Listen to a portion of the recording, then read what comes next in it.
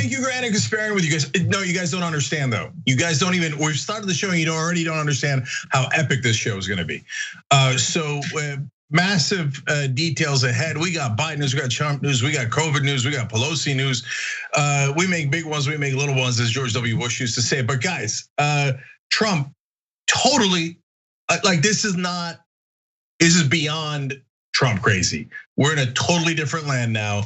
Generals are literally hiding from him so he does not order them to attack America. We're gonna get to that story a little bit later. It's no joke, and even mainstream media is like, holy cow, what is going on, right? So that's later in this program.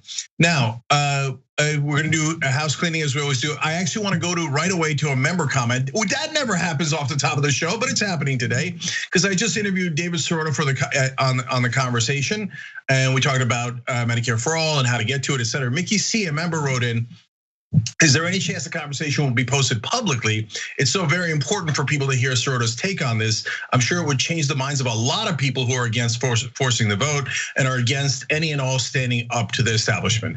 Okay, wonderful, I love it. Yes, so first of all, the conversation has its own YouTube channel where we post the full videos. Sometimes we have to condense them to 22 minutes or 11 minutes, but on YouTube, Facebook, and then most importantly in our membership, they're always the full interviews. So you should definitely check that out. Subscribe to TYT's conversation on YouTube and Facebook. But if you're a member, you get all that anytime you want, every interview, okay? You could hit the join button below if you're watching on YouTube, or just go to tyt.com/join anywhere else. That was a really important interview. I hope all of you can check that out in its entirety. All right, now one more thing before we get to all the news. There's only now 9 days left, and we're trying to get to 2 million for the year to get the progressive message out. Be the change. Look at all this wonderful change that's headed our way. I hope that we're a big part of it. It's that we're doing this through tyt.com/go. Let's see where we are now. And here comes the thermometer, and all of a sudden, ooh, how do we add so much in one day? Well, accounting gimmicks. No, like I told you yesterday, I'm kidding. Like I said yesterday, there was checks that came in, and we're adding that to the total. You guys are the best. We're obviously not gonna make it, but as close as we can get would be amazing. tyt.com/go. Anna. All right, well, let's give you guys an update on the economic relief package that was tied to a government spending package. And what kind of goodies are there for congressional lawmakers as opposed to average Americans? So, an exclusive clinic that's used by members of Congress and provides essentially around the clock healthcare service to them did receive an influx of cash in the coronavirus relief package / the government spending bill. Now, all of this was combined into one giant 5,000-page piece of legislation. And what we're learning is that while frontline workers will not be receiving any hazard pay as a result of this legislation, Congress is going to allocate $5 million to this exclusive clinic that treats them. The Office of Attending Physician, which provides medical services to lawmakers, received a special boost of $5 million, more than doubling its annual budget, which is currently around $4.27 million. This is the third budget hike Congress has provided for the OAP in the last year alone. The clinic, as I mentioned, does provide around the clock and on-call doctors for members of Congress. Also, the Office of Attending Physician has been in the news a lot lately because that's where all of these members of Congress are going to get their coronavirus vaccines. That has certainly led to a lot of controversy, which we'll talk about in just a second. But remember, Congress had no problem nickel and diming average Americans. Earlier versions of the second round of stimulus legislation included $200 billion to frontline essential workers, an additional $13 per hour. The special funding would have provided a special boost to nurses and other frontline medical workers, but guess what? That provision did not make it to the final bill. And I encourage you guys to read Lee Fang's piece on this, including anything that Lee Fang writes over at The Intercept, because he does fantastic work there. But Cenk, what do you think about this? So there's two ironies here. So first of all, just it's a tough break, but we just can't afford the $1,200 direct checks to you guys. We're gonna cut it in half. But amazing coincidence. We're gonna double the money that goes to our healthcare. Just a wild coincidence, just happens to happen every single time. And then they wonder why we call them the elites. And you got Republicans skipping the line now after talking smack about COVID nonstop. Well, you've got all that, right? But here's another important part of it that should not go unnoticed. That is government-run healthcare. Not even health insurance. That's Medicare for All is about health insurance, not about government-run healthcare. That's the UK system. That's not what we're advocating for. Here we have government-run healthcare, and the Republicans love it, and they doubled its budget. Corporate Democrats love it. They use it. They doubled its budget. Now, what did the corporate Democrats and Republicans say about Medicare for All when it comes to your healthcare? No way, no way. You are not going to get. What do you want, a handout? How are you going to pay for that? Oh, it turns out you got money for you when it comes time to pay for that. No problem at all. You don't have money for direct checks. You don't have money for Medicare for All. You don't have money to cover Americans' healthcare. But when it comes to covering your healthcare, you skip to the front of the line and double the budget. So please spare me your nonsense about what we can and can't pay for. I actually think we need to defund the single payer healthcare that's provided to congressional lawmakers, because the fact of the matter is, I believe that our lawmakers would like choices. And right now they don't have a choice. Right now they have to rely on this one type of healthcare, and it really is unfair. It's unfair to our congressional lawmakers. I really do believe in providing more choices for them. So why don't we defund the healthcare for these congressional lawmakers and allow for them to use money from their own salaries to choose which private health insurance they'd like to spend their money on. I think that's a better way to do it. And that's a great point. And I want to help out these poor Congress people too, because I don't want to get in between, have the government get in between them and their vaccine shot by allowing them to get a vaccine shot. No, I don't want that. I mean, God forbid you should just get it right away and it should be paid for. I don't want the government getting in between that. No, I want you to pay for it and wait in the back of the line for 6 months like the rest of us. Oh, I see. Oh, wait a minute. Oh, that's good for the goose, but not good for the gander. Funny how that works out. So no, they're all hypocrites. And by the way, guys, this is why the Young Turks even exists. If we were just like everybody else, you guys would not have lifted us out of, honestly, obscurity and made us one of the largest news networks in the country now. Because there's literally no one else that's on cable news that's saying, hey, wait a minute, aren't these guys massive hypocrites? Isn't every single person getting a shot, almost every person getting a shot now, saying that government-run healthcare is terrible, yet government-run insurance is unacceptable? And yet here they are at a government-run clinic going, give me the vaccine, give it to me first, right? Yeah, okay, that's what we thought. You're all liars and hypocrites. So we'll talk about the vaccine in just a second, but I want to just juxtapose what Congress is doing for itself when it comes to healthcare and its unwillingness to provide healthcare to Americans who, by the way, tens of millions of people lost their health insurance as a result of getting laid off as a result of this pandemic. So this is a serious issue. It's a public health and public safety issue. And of course, Congress will drop the ball and not pass or allocate enough funding to help people who need healthcare in the middle of this disaster. So what do average Americans who don't have health insurance end up paying for coronavirus treatment? Now, look, these numbers aren't exact because it really depends on which hospitals people go to. The prices are not the same across the board. But early on in the pandemic, Fair Health wanted to do an analysis to see how much coronavirus treatment would cost Americans if they don't have insurance. And here's what they found. Those who are hospitalized with coronavirus can expect to pay anywhere from $42,486 to $74,310 if they are uninsured or if they receive care that's deemed out of network by their insurance company, according to analysis by independent nonprofit Fair Health. For those with insurance, by the way, who are using in-network providers, out-of-pocket costs will be a portion of $21,936 to $38,755, depending on the cost-sharing provisions of their health plan. So even with health insurance, Americans are gonna end up paying quite a bit out of pocket, but that's choice. Congress has given us the privilege of choice here in going bankrupt. Now, how badly do you want to go bankrupt? Do you want to go bankrupt to the tune of $74,310, or do you want to go bankrupt to the tune of $38,755? It's really up to you. Lots of choices here. In the meantime, they're allocating enough funding to their exclusive clinic where they get around the clock treatment if they want it. And just real quick question, actually 2 quick questions. One is, I assume we all get access to that same clinic, right? I mean, it's a government-run clinic. I mean, it wouldn't be just for the elites, right? I mean, if they think it's good enough for the elites in a democracy, I'm sure everybody could go and get everything free, right? Well, theoretically, Cenk, we all do have access to that clinic. We just need to get elected into Congress. That's all. Yeah. That's one of my favorite talking points of all time.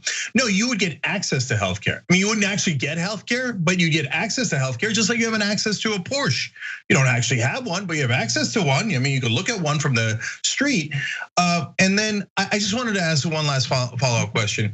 You talked about choice there, and so do we have the choice to pay nothing for our treatment if we are hospitalized in coronavirus? Because I hear the Republicans and corporate Democrats talk a lot about choice. So if I have all the choice in the world, can I choose to pay nothing?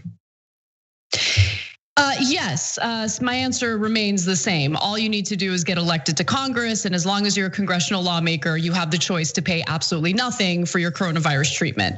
But for the rest of us, as long as we're not in positions of power, we have to deal with a broken healthcare system that congressional lawmakers defended over and over again during the Democratic primary as Bernie Sanders was fighting for Medicare for all. But one other thing I wanted to mention before we forget is that, yes, we are seeing congressional lawmakers skip to the front of the line when it comes to getting coronavirus vaccines. Recently, we talked about Marco Rubio doing that, even though he has completely downplayed the severity of this virus. And Kamala Harris, the vice president-elect, was asked about this, and here's what her answer is. There's a lot of question, a lot of anxiety out there that people who stood with Donald Trump when he messaged against taking precautions, when he modeled bad behavior and they followed him right down that rabbit hole. How do you feel about some of these Republican politicians being at the front of the line for the vaccine? Honestly, Joy, I want that everyone gets it. And we could talk about where they've been on the issue. The reality is that it is literally about saving lives. It is literally about saving life. So I hear where she's coming from. One person who disagrees with that take, though, is Representative Ilhan Omar, who has been pretty outspoken against members of Congress skipping in front of the line to get the vaccine.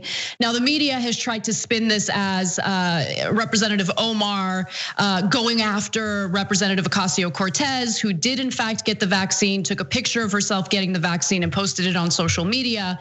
But the argument coming from AOC is, look, there's a very clear disinformation campaign being pushed by right-wing media and by some right-wing lawmakers, which discourages people from taking the vaccine, or at least makes them question the safety and efficacy of it. And so to have lawmakers take this vaccine themselves might help to ease people's nerves about all of that, which I actually do think is a good point, especially someone as influential as AOC. But in regard to some of these Republican lawmakers, I mean, you can't have your cake and eat it too. You can't, undermine factual information about coronavirus. You can't belittle or downplay the severity of this virus and then be first in line to get the vaccine. Like it just seems pretty ridiculous when it goes down that way. Yeah, look, the problem with mainstream media is that they see what Kamala Harris said and think like, well, that's it. There's no other alternative, right? That's not true. I'm gonna explain the alternative to you guys. So is she wrong that it's good to see people like Marco Rubio and other Republicans take the vaccine so that maybe others will listen to them? No, she's not wrong about that, although no one really cares what Rubio's doing, and he's not at all a leader in the Republican Party. There's honestly only one leader in the Republican Party, and that's Donald Trump. Until he takes the vaccine, nobody cares that a boy like Rubio took it. Nobody pays attention to that, right? But overall, sure, yes, please try to get right-wingers to take it. But your rhetoric matters. the Republicans are constantly attacking Democrats. That Lindsey Graham, I'll leave it there, is currently still attacking them, saying, no, I don't think Biden won. I don't think Biden necessarily won, no. And Republicans right now are planning a coup, not just literally a military one that Trump is talking about openly now in the White House, but also on January 6th vote, the House Republicans are going to say, no, we want to try to trash democracy. So when Kamala Harris is like, oh no, I don't care what your party affiliation is. We're all one big happy family. No, we're not, no, we're not. And they're pounding the hell out of us and you refuse to fight back. So how would you do it? So easy. You say, look, Joy, look, I want them taking the vaccine. I want all the right wingers and all the Republicans taking the vaccine. We're all healthier when we do that. But let's also note how outrageous it is that people like Lindsey Graham helped fuel disinformation about this, and they spread rumors and gossip and conspiracy theories and led to the deaths of hundreds of thousands of Americans. And it was really disgusting what they did. So I'm thrilled to see them reverse their position when it comes to their own health. That would be very easy to say. But no, she doesn't say that. Anyway, corporate Democrats, as always, what do? They reach out to the other side slaps them across the face, and they reach out again, oh, our beloved Republicans, our beloved Republicans. So Graham's one of the guys who got the vaccine. Now, why is Kamala Harris not criticizing him, given a perfect opportunity, a softball to do that? Well, remember, they're really, really good friends. She's better friends with Lindsey Graham, apparently, than any of you, certainly, obviously. They fist bumped in the Senate as Lindsey Graham was in the middle of trying to do a coup against her and Biden. Oh, fist bump, oh, we're all colleagues. As long as we're all elites, everything's hunky-dory. Yeah, I mean, look, it goes to this ridiculous notion that Democrats under a Biden administration need to reach across the aisle and work together with these Republicans. But remember, these are the Republicans, Lindsey Graham specifically, who are enabling Donald Trump in trying to overturn the democratically chosen winner of the general election, and that's Joe Biden. And it's just amazing to me that while people like Lindsey Graham are punching them in the face, they're having discussions about how they need to reach across the aisle, negotiate with them and work with them. I think it's important to know your enemies, and these are not lawmakers who act in good faith or have any interest in any real negotiations that benefit the best interests of average Americans. Anyway, I just want to say one more thing about that before we go, and we might discuss in the context of another story in this rundown too, in this show too. But I need you guys to know where part of my frustration is coming from. Apparently, Biden went behind the scenes to talk to McConnell to help him cut the direct checks from $1,200 to $600, and he told other Democrats, listen to what McConnell says. Nah, you still same old Biden, cutting deals with McConnell that McConnell is thrilled with, and then deals that screw over progressives and most importantly, the voters. All right, well, we got to take a break. So let's do that. And when we come back, we have some more information, more details on some of the provisions included in this giant spending bill. Just shows you where the priorities really are for our congressional lawmakers. And we'll also share some details about how streaming content that is copyrighted could land you in prison. It could now be considered a felony. It's insane. We have that and more for you when we return.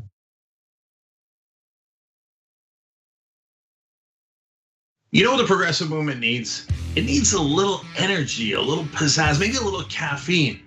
Oh, coffee. But what if it was Too Strong Coffee? Yes, new TooStrongCoffee.com/TYT. Look, this helps progressive causes. It's also organic and fair trade, so you've got peace of mind that it was done right, and it happens to taste great. So check it out right now at TooStrongCoffee.com/TYT. Each month we get closer to our fundraising goals at TYT.com/go. We're here to press on and carry on the work that we've been doing that's so important. We appreciate it so much when you help us to fight against social injustice, fight against corruption, to hold the government and the media accountable, and certainly corporations as well. We do this together. So let's build this progressive community together. Thank you for making us stronger and making the whole movement stronger. To make our voices heard, go to tyt.com/go. All right, lots of comments. You guys are the best. I'm gonna read a few comments from our members. Mr. Methuselah says on YouTube, super chat, thanks for all the important work you do for TYT for the movement. Do you know who had the first super chat when I got back from vacation? You won't be surprised to find out. Rob Shively. What do you know? Rob says, rejoice, for Dragon Daddy has returned. This question sent to us by Izzy Sanchez Jr. Is it me, or is Meghan McCain talking as fast as Ben Shapiro? Is that the way the right tries to look smart and intellectual? Well, yes. Michael Nathan writes it on Twitter. Did Anna choose Cenk's outfit today? I'm sure it wasn't Cenk himself. Man Bun Jenkins Skinny Jeans says, so now Anna has pointed out, okay, that's his handle. T. Joyce, 1971, saying Donald Trump is good at pulling out of things, NAFTA, the Iran deal, NATO. It's just too bad Fred Trump didn't.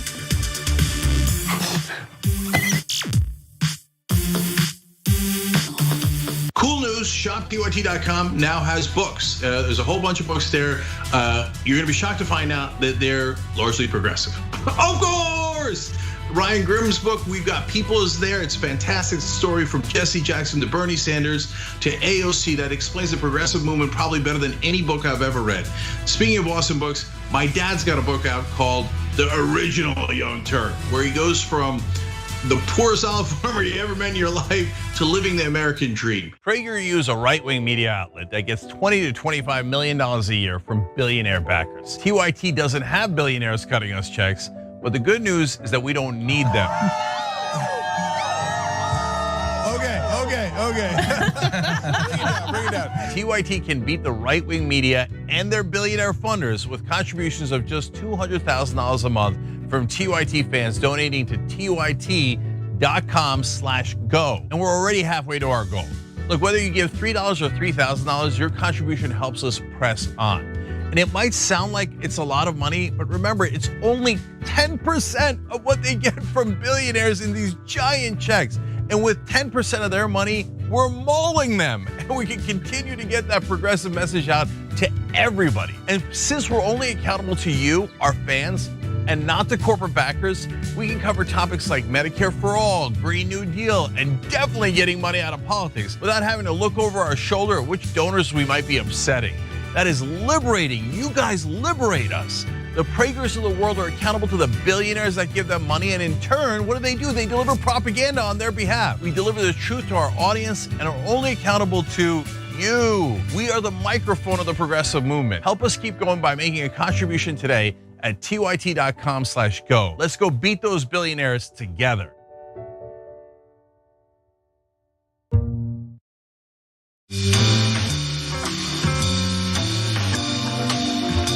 All right, back on the Young Turks, Cenk and Anna with you guys. Anna, take it away. All right. There is mind-numbingly stupid waste in the coronavirus relief bill, which of course is attached to the government spending bill. But the way to really think about this is it's one piece of legislation, 5,000 pages, which left quite a bit of room for lawmakers to slip in all sorts of provisions that do not prioritize the best interests of Americans, but rather the best interests of lobbyists who have been persuading them to focus on things that benefit the military-industrial complex and things of that nature. So I wanted to share a few of those provisions with you. This is, by all means, it's not a complete comprehensive list of all the issues with this bill, but I do want to just point some highlights that came across, as I was reading about it. So one of the things that stood out was $33 million toward so-called economic policy toward Venezuela. Now it's being referred to as the Economic Support Fund. Let me give you the exact wording from the bill where it says, Venezuela. Of the funds appropriated by this act under the heading Economic Support Fund, not less than $33 million shall be made available for democracy programs in Venezuela, a country that we have attempted to orchestrate coups in several times in recent years, and luckily failed in doing.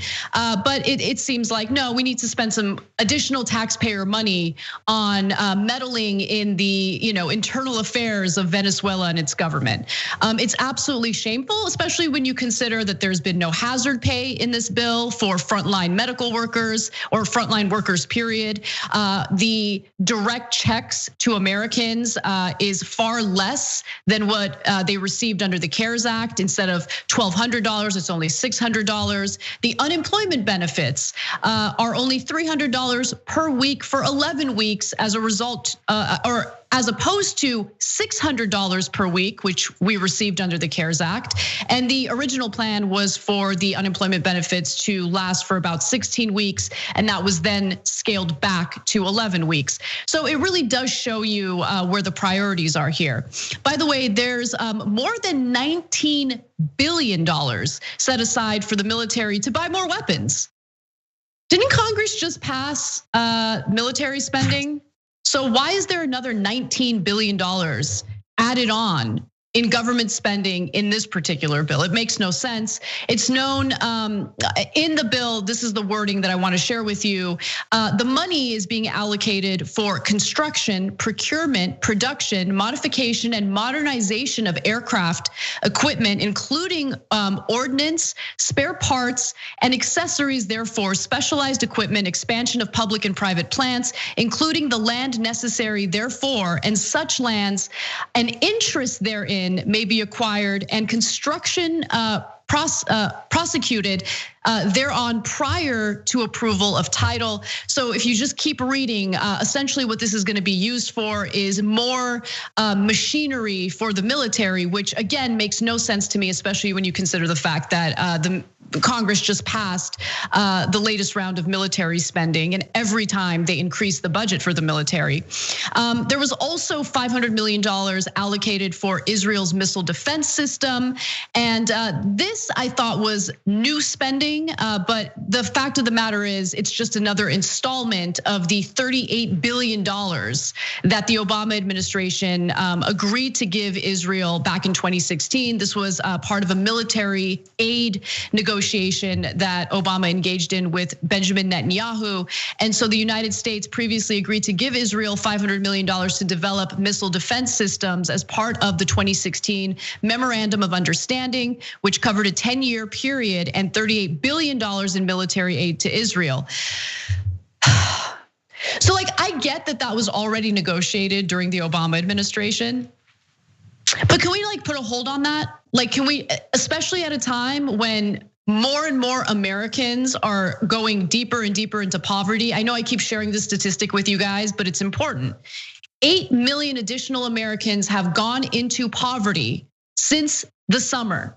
This pandemic is destroying people's lives. People are desperate, they're suffering. Maybe we put a pause, just a quick pause on this kind of stuff, right? Military spending for other countries. And why don't we focus our resources on actually doing what's right for the American people? But no, that's not what we see in this bill. It's absolutely disgusting. I have more for you, but Cenk, why don't you jump in? Yeah, so $38 billion for Israel we have, but direct checks to you guys for $1,200, no, we don't have that. We got to cut that in half. What happened to America First? All of a sudden, Republicans hate America First. They're like, well, no, of course. No, that's real Americans, no. Multinational corporations, yes. Other countries that we care about for political reasons, yes. But you guys, no. We don't care about you Americans. So in that, Haaretz had a good article about that. So yes, it's part of an earlier package and deal. Notice, by the way, that deal was not undone by Trump. Every other deal was undone, Obama deal, but not that one. But on top of that, they said, but look, it's also good because it gives over $2 billion to private religious schools in America. Wait, what's good about that? That's not good at all. So we don't have money for direct payments, but we're gonna pay for private religious schools. They say, well, it's gonna help Orthodox Jews indoctrinate their fellow Jews into this particular kind of strand of Judaism. Yeah, nope. I don't see how that's good. And then Muslims can indoctrinate Muslims in America, and Christians can indoctrinate Christians, and they're all private schools. And you want to take your taxpayer money and we're going to funnel it to them. Where's the upside? The only good news out of that whole part of the bill is at least they allocated some money to protecting synagogues and other religious institutions and buildings, because anti-Semitism is massively on the rise in America. And so those things need to be protected. How many synagogues need to get attacked before we go and spend money protecting them? So that part of the bill I love. Anyway, so overall, back to the weapons and the submarines and all the different things that we're buying instead of healthcare.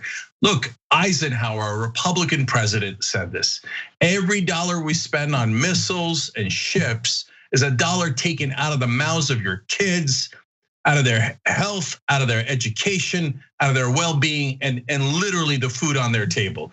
And every day, our corporate Republicans and corporate Democrats make a deal to funnel more money to their corporate donors and say, when it comes to you, just now we ran out of money.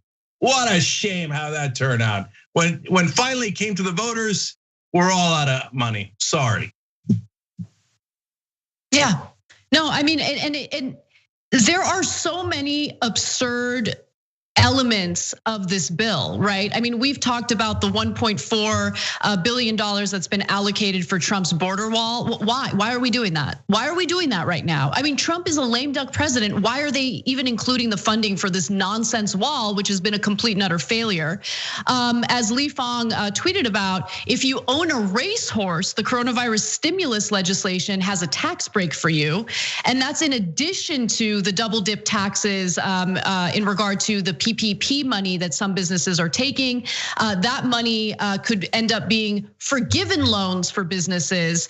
It's tax-free. It's not considered taxable income. And then on top of that, based on the way this bill is written, businesses can then deduct the amount of money that they use from the PPP funds as business deductions. So it's a double dip tax break, in addition to a third one, which is the 3 martini lunch tax break. 100% of restaurant bills can be deducted from taxes. And Trump genuinely believes that that's a way to increase business for restaurants during COVID.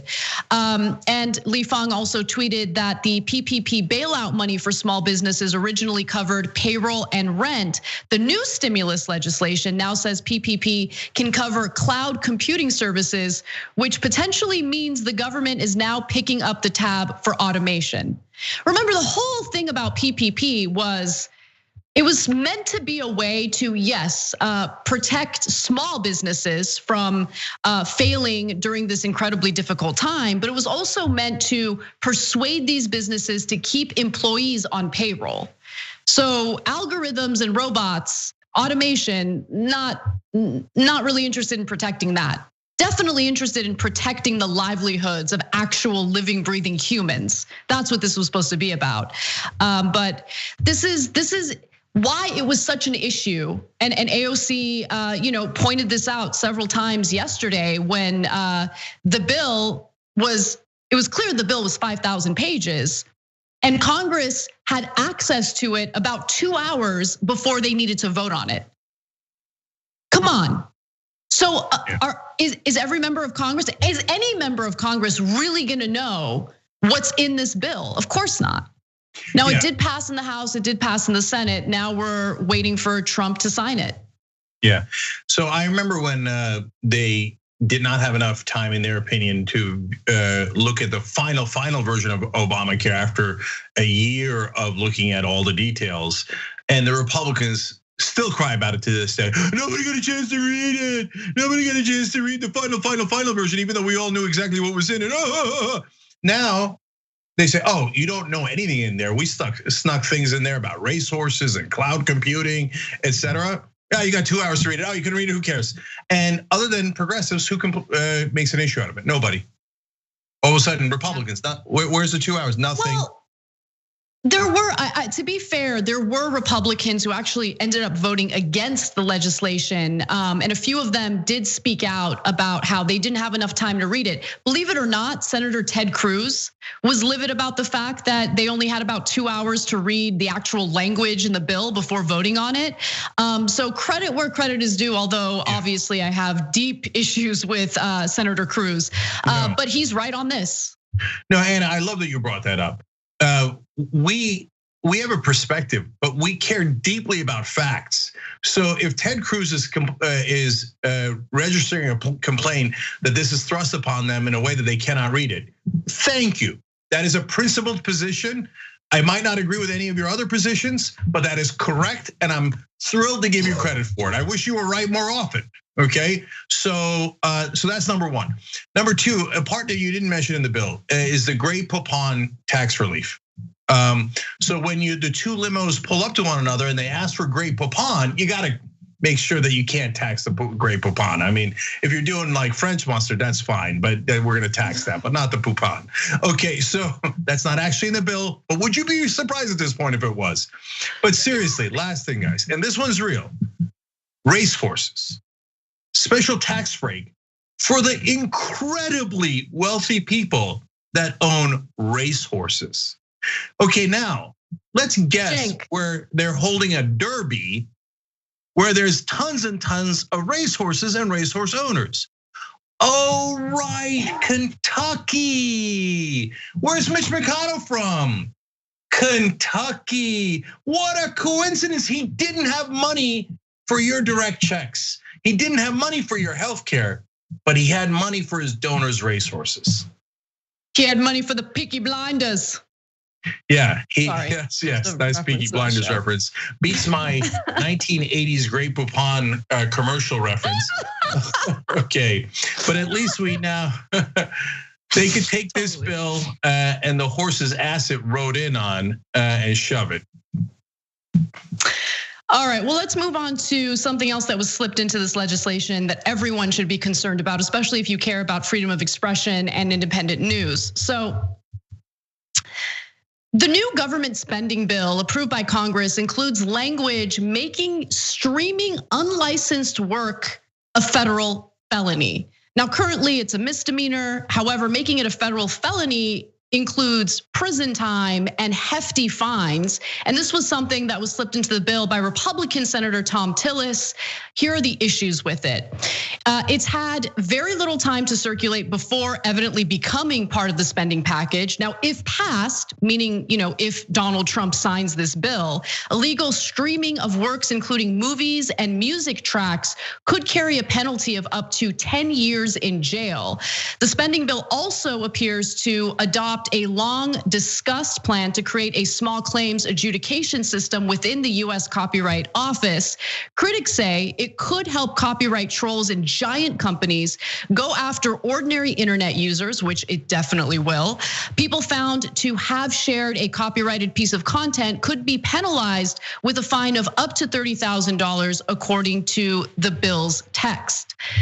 So there are many reasons to be concerned about this, because consider the fact that independent news, for instance, I'll talk about what I have some expertise on. Independent news does rely on fair use, of course, content in order to tell a story. So whenever we toss to a video, we do it in order to help our audience understand the gravity of the story or to put things in context. But let's say we're using a video from CNN or something like that. Well, that's the intellectual property of CNN, right? And so what ends up happening with platforms that use algorithms to deal with copyrighted issues or copyright issues is, yeah, it's an algorithm. It's not an actual person making the decision as to whether or not something is protected under fair use. And I think that this type of legislation is going to make various online platforms even more draconian in the way that they handle copyright claims. So it's a complete and utter disaster for independent media. There's this argument that, oh, no, don't worry. This is only gonna impact people who use copyrighted material for commercial use, meaning if you have a show or something that is monetized. Well, yeah, no, then That's everyone. That's pretty much everyone in independent media that relies on these types of platforms in order to remain sustainable, honestly. And by the way, this is way more likely to impact small independent streamers, not just on YouTube, but on places like Twitch as well, along with independent news shows. A felony streaming bill, as someone from the Electronic Frontier Foundation says, would likely be a chill on expression. We already see that it's hard enough in just civil copyright and the DMCA for people to feel comfortable asserting their rights. The chance of a felony would impact both expression and innovation. So Cenk, I'd love to hear your thoughts on this. Yeah, so there's a number of very important things in this story. So number one, I want you to understand how broad it can be. One of the examples given is if you use copyrighted music in an Instagram post. But wait a minute, tons and tons of people do that. But technically, you're not a user at that point. You're a publisher because you published it onto Instagram. You didn't just watch somebody else's copyrighted music for free. You put it up there. You're going to jail for up to 10 years. Now, why do they do this insane law? Because of corruption. And that leads to point number two. See, this is why I get so disgusted by mainstream media. That's why you gotta read The Intercept, American Prospect, all of these folks that are actually Daily Poster now, that are doing great journalism. And yes, TYT.com as well. We have a great investigative team. And so what mainstream media didn't tell you is Thom Tillis, who backed this, who's the sponsor of this, has taken over $100,000 from the movie industry right before his election. So remember, he won that election by just 2 points. He's a Republican in North Carolina. Now the Republicans turn around and go, liberal Hollywood, disgusting. Money, give me the money, give me the money. I'll do anything for you. I'll do anything. I'll ban all your competitors. I'll do crony capitalism. Just give me the money. And they give him over $100,000. And then Thom Tillis turns around right after the election and goes, first priority, I gotta protect liberal Hollywood. By the way, if you're a right winger, you think they're not gonna come for you? You schmucks are gonna come for you first. Anything where you made a transgression on anything that's copyrighted, gone. Which leads to the next point. It's perfect for censorship. Well, what do corporate Democrats and corporate Republicans love? They love the mainstream media because they never cover their real problems. In fact, they cover up for their real problems, and then all they ever do is compliment them. Oh, bipartisanship, that's so great. And Jeff Pelosi's a master legislator. And it goes on and on and on. Marco Rubio, what a young star in the Republican Party. Of course, they love the mainstream media, but they hate independent media. They hate independent voices online. There's a backdoor way of killing it. It's for profit and it's for political expedience. And it's not just Republicans. Amy Klobuchar tried this about 10 years ago. And luckily, this is really funny and true. Justin Bieber beat her back then, okay? And he prevented it. I'm not kidding. It's a hilarious story, okay? But now they're like, ooh, now we tried a corporate Democrat. By the way, how much is Klobuchar taken from the movie and media industry overall? It's her 5th largest donor over the last 5 years. She's taken $462,000. She's like, Tillis, you're late to the party, man. I already cashed in for nearly $500,000 from these guys. Booyah! So when she tried the same thing those years back, we were able to beat it back. So they're like, oh, corporate Democrat didn't work. Let's try a corporate Republican. That way it'll neuter the Republican side when they talk about liberal Hollywood. Oh, good thinking. And liberal Hollywood helped that right winger beat a Democrat in North Carolina. Remind me again how they're liberal? No, all they care about is their profits. Right, and just to give you a little bit more information about the difference between Klobuchar and Tillis, Klobuchar's proposal specifically targeted, just private citizens who use copyrighted material. In this case, with Tillis's proposal, they're trying to pretend as if it's better because they're only targeting people who use copyrighted material in commercial use. But it actually doesn't make it better because, as I stated, independent media uses that kind of material bill under fair use, by the way, in their broadcasts. But if you are an independent streamer, you're not going to have the resources necessary to defend yourself. It takes resources in order to do that. And this sets up a whole system that overwhelmingly benefits these giant movie studios and music production companies and all of that, as opposed to average people who are just trying to break out of this system of gatekeepers in the press to do their own independent content. So it is a huge problem. And right now it appears that if Donald Trump signs this giant spending bill, it will pass, and we'll see what the consequences are in real time. We got to take a break, but when we come back, we'll talk a little bit about how the Pentagon is really worried about Donald Trump's refusal to concede in this election. We'll be back. You're about to watch some behind the scenes footage of the Young Turks. Ooh. Now, these are partial videos. If you want to get all of them, you become a member, go to tyt.com/join, and you'll get all the behind the scenes of me, Anna, John, JR, a little bit reality show like. tyt.com/join and enjoy this. You know what you're seeing behind me? Jersey. Hold. Watch me flip this camera. However I flip it. Do I flip it like this? No, I just took a picture. I'm bitsing right now. What? Behind the scenes. Oh, okay. For members? I don't have my face on. She doesn't have her face on, folks. Oh, that's JR's ass right there. You can't take 5 minutes off, can you? No, I can't, Johnny Pie. I said it was live stream, but I was lying. It's not a live stream. It's just for members. Bitsy, this is my cat. You know what his name is? Kiki Cat. Animals are innocent. Control room and the insanity is obviously there. Right now, as you can see, I'm directing or tech directing. I'm so happy to be here. This is what like a Labor Day beard looks like for Cenk. Man, you're a Young Turks viewer if you recognize me like this. Oh, thank you. You are the one person in my life I would love to meet. What's going on, guys? This is a Bitsy or a BTS or behind the scenes with Hassan Piker, AKA Woke Bay. Oh, hi, I didn't see you there. I have finished my show, The Damage Report, and now I get into a really awkward time of the day. When I'm sitting, the control room is right there. So I can see Bart. This is the Pittsburgh office, by the way. I'll refer to often as the boiler room. You see how it's ripped? Is it super unprofessional to wear that at a business meeting? Or am I like cool, rebel? And I just finished doing the power panel and I'm fired up. What do you do for TYT? Not a whole lot. If you're frantically tweeting at us that something's broken, thank you, because I'm fixing it. And thank you for being a TYT member. Super last thing, because there's always got to be a super last thing.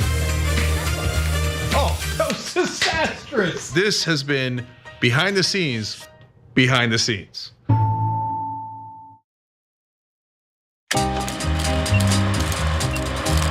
We're gonna do a little thing we like to call Weekly World News. Weekly World News. I cull stories from around the globe, stories that aren't covered on the main show or aren't covered enough, and I turn it into a 5-question quiz for Dave and Steve. All right, do we have our answers? A from Dave and C from Steve. And the correct answer is B, an oil tanker that sank off the coast of China. Okay, we have one answer of B and one answer of C. What is the correct answer? It is, of course, A, an airplane wing walking stunt gone wrong. Okay, we have an answer of A from Dave and C from Steve. The correct answer is B. We have an answer of B and C. What is the correct answer in true Weekly World News tradition? It's A. Come on. Taking the bear out for ice cream. That can't possibly be true. We're terrible today. Just terrible. I've been honest with him. Like, yeah, I was upset with you and I should have done it. But instead I was like, I'm just trying to protect my engagement ring. The fate of progressives will be decided. We defeated Trump, and now we must defeat his agenda. On January 5th, the Georgia special election will decide the fate of Medicare for all, taxes for billionaires, and COVID relief. It is time that we pay people what they are worth. We can only accomplish this with your help. Whether you pitch in with your time or money, together we can stop Republicans and pass the policies working people desperately need. Raphael Warnock and Jon Ossoff are strong progressives who will hold the line against Republicans and centrists. If they win, we all win. Join the Georgia Rebellion today at GeorgiaRebellion.com. That's GeorgiaRebellion.com.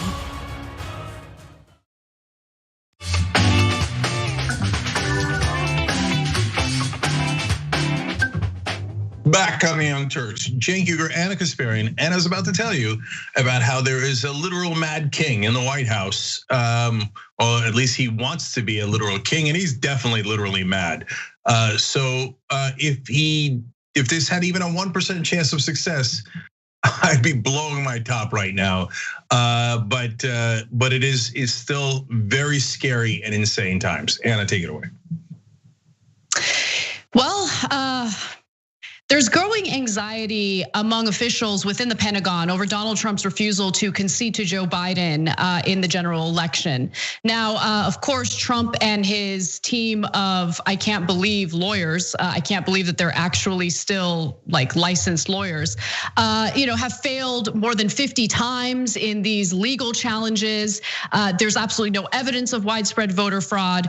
And we shared with you details of a weekend meeting involving Sidney Powell, and others who were trying to encourage Donald Trump to possibly implement martial law in order to do a rerun of the election. Mike Flynn apparently suggested that, and then later talked about it publicly in right-wing media. And so as a result, Pentagon officials are saying things like, quote, "We don't know what he might do." Some of them are just trying to stay away from him because they don't want to have to answer any questions about, where their loyalties lie or what, they're just worried about what he's going to propose. And so they're just kind of trying to keep their distance. As Barbara Starr over at CNN reports, concerns have been rising since Trump fired Defense Secretary Mark Esper last month and replaced him with acting Secretary Chris Miller, and then proceeded to install political loyalists in key civilian positions. One officer actually told CNN that people are making lists of everything they think that Trump might do in an effort to kind of prepare for, some unhinged, next move coming from Donald Trump. For instance, they worry about another round of Pentagon firing so he can install more loyalists. They're also concerned that he might actually, do a military strike against Iran, and even take Mike Flynn's suggestion to implement martial law to overturn the results of the election. But I do want to remind you all that there are still some people in the military, people tied to the Pentagon who understand the severity of the situation, or at least understand the importance of protecting our Constitution and our democratic process. Even though he didn't mention Donald Trump by name, it's very clear that General Mark Milley was referring to Donald Trump when he made this statement. We are unique among militaries. We do not take an oath to a king or a queen, a tyrant or a dictator. We do not take an oath to an individual. No, we do not take an oath to a country, a tribe, or a religion. We take an oath to the Constitution. And every soldier that is represented in this museum, every sailor, airman, Marine, Coast Guardsman, each of us will protect and defend that document regardless of personal price. So, Cenk, there have been other members of the military who have come out to speak out against what Mike Flynn suggested with martial law in order to do a rerun of the election. So that's a good sign as well. But it is kind of worrying that you have people in the Pentagon who are concerned about Donald Trump's next move. Yeah, so I'm gonna get to the worst case scenario in a second, but you're absolutely right. And so that culture in the military in this case has been really helpful. We very strictly enforce in this country separation between the military and civilian rule, and that culture is prevailing at this point. General James McConville, who's the Army Chief of Staff, a really important position, and Ryan McCarthy, the Army Secretary, another very senior position, and a Trump appointee, by the way, issued a terse statement saying, quote, "There is no role for the US military in determining the outcome of an American election." Now, guys, you have to understand something. Those senior leaders in the military, Milley's the most senior, he's the head of the Joint Chiefs, are not coming out and making statements of, we are not going to use the military in an election if there's no chance that we're using the military in an election. They've never said that before or after an election. They didn't say it during the Reagan years, the Bush years, the Clinton years, the Obama years. They never said it because they never had to say it. This is not a joke. It's not hyperbole. Trump is actually thinking of using the military to impose martial law and have the military redo the election. That is exactly what happens in a military coup. Now, the difference in this case is, in our system, we have this likely unnecessary transition period. It's, by the way, it's left over from the other guy had to get to Washington on a horse and carriage from Tennessee. And so they needed a transition period, and it used to be longer. And so now in this, Trump in a very rare case doesn't have to do a coup to get someone who's currently in the position out. He's currently in the position, even though he lost. The worst case scenario is he can go to the generals and go, okay, do the coup. And Milley says no. Then he brings in McConville. He says no. He says, you're fired, you're fired. He brings in McCarthy. He says no, you're fired. Until Commander Giuliani comes in and goes, yes, I would like, yes, you can roll the tanks into Congress, right? And so now, but I used a funny example there. Giuliani's not in the military. But at this point, it's gotten so bad that Giuliani apparently internally is saying, no, Donald, don't. That's crazy, don't. When Giuliani is the voice of reason, that means Trump has 100% lost his mind. And CNN talked to a dozen senior military officers. They are all worried that Trump is going to try to use the military to end our democracy.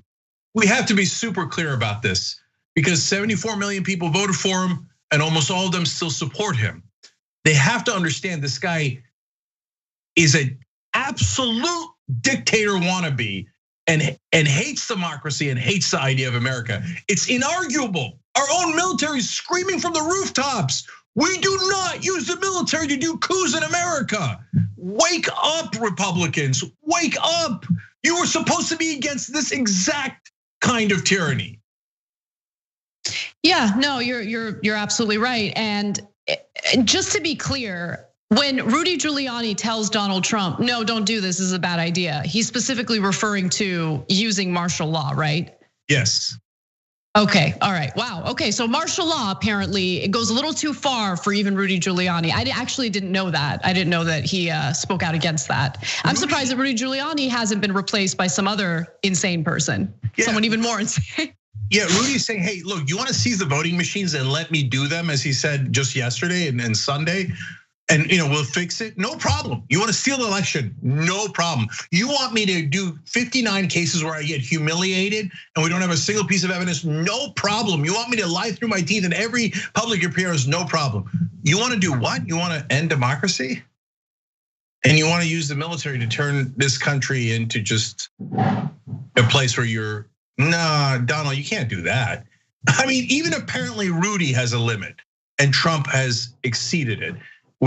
If we were any further, if we had less than a month to go, it would be inescapable that we'd have to use the 25th Amendment.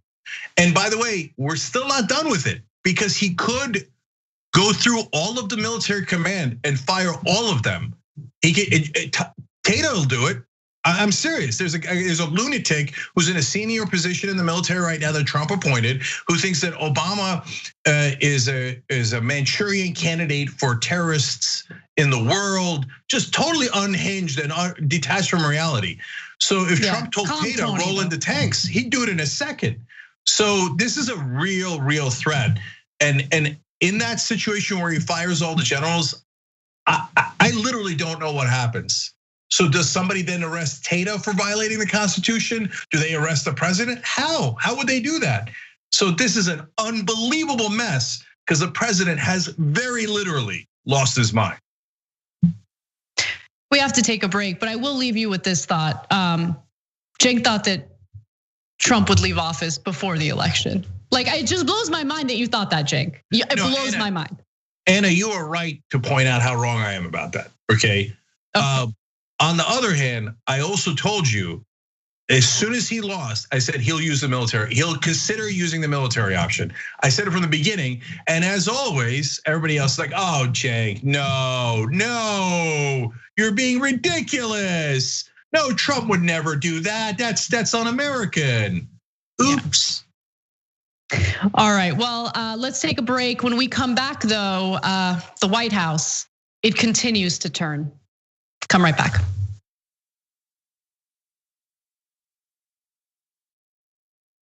Damn it, they failed us. And if you're not angry about that, Michael, and any of you out there, then you're damn wrong, because you should be angry. Young Turks. It was genuine. He was mad. Cenk Uygur, known online as one of the Young Turks, isn't afraid to throw some punches. 3, 2, 1, fade up. Cenk the Turk Uygur. What kind of TV station is this? The whole point is for me to yell and scream and tell you what I think. It was right out of like Wayne's World. This guy on this little rinky-dink website is speaking truth to power. We've been averaging 600,000 views a day, beating most of the cable shows in America. We're the largest online news show in the world. We're celebrating our 1 billionth view. Television, we're coming. More politics ahead with Cenk Uygur. He knew that the MSNBC opportunity was an experiment. And fill-in host beats CNN and headline news combined. At some point, they want to give me a show. Every single year, that comes out of our paycheck. We put it in, and you're saying we were suckers. When you, as a host, tells someone you're interviewing to shut up, that's going to raise a red flag. That guy needed a tall glass of shut-up juice. If President Obama's doing the wrong thing, I'm not gonna tell you that he's doing the right thing so I can, quote, support him. He says to me, you won't believe the meeting that I just had. The head of MSNBC talked to me. They want him off the air. Cenk took an incredible risk. We're supposed to challenge the government. That's the role of the media.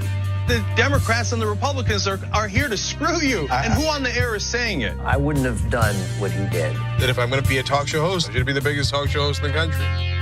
I don't think anyone else does it better. I don't think anyone's even close. Before you know it, I'll be back on your TV doing a national show. I guarantee it.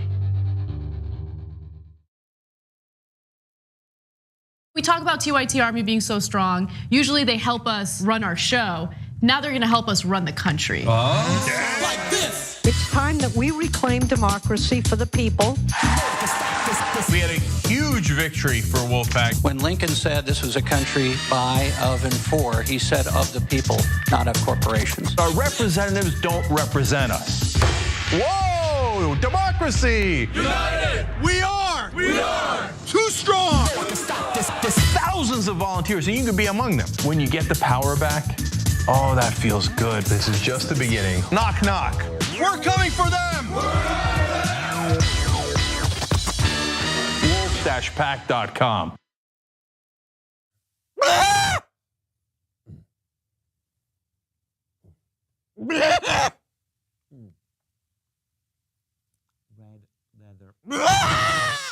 Mayweather will knock out Pacquiao.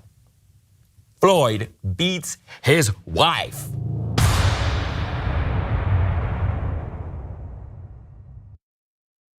Okay, I get it. You're progressive. You're looking for other progressive voices. Why? Because you want real progress to happen. You're tired of the why, regular stuff. You should be checking out the Young Turks. Why? Because who else is going to have Killer Mike talking about politics and social issues in his new TV show, Trigger Warning?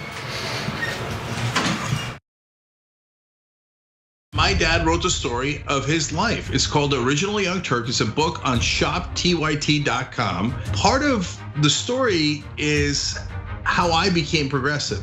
Now, he doesn't write about that per se, but in his life story, you see, oh my God, when a community helps one another, when the government also chips in and gives you free education, anything is possible. He went from an incredibly poor olive farmer to living the American dream.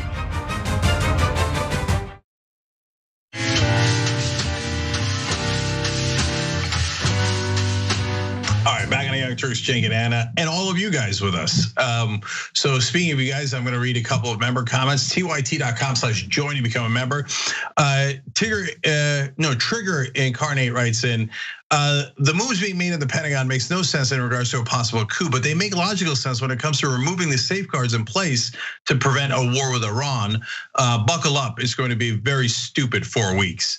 So look, that's a great point. I actually think that it totally does make sense if you're going in a coup direction, and Trump is cuckoo for Cocoa Puffs.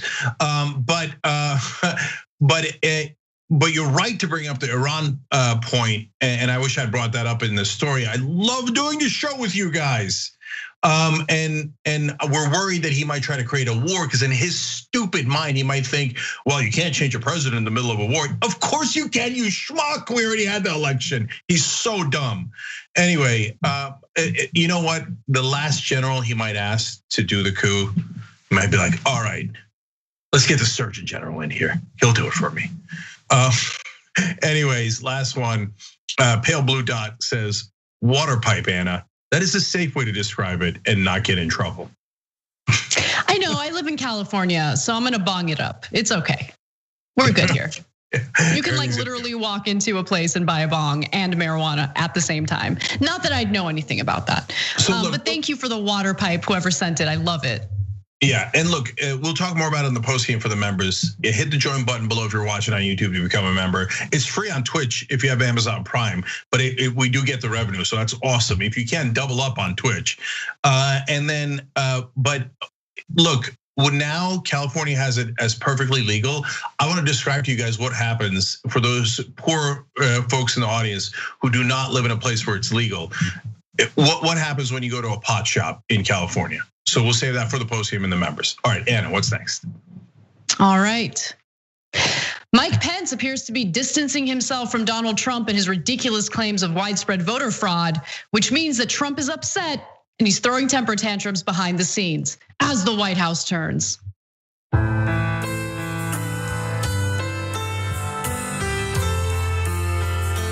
some very big mistakes. I asked for his resignation. I'm disappointed in the Attorney General.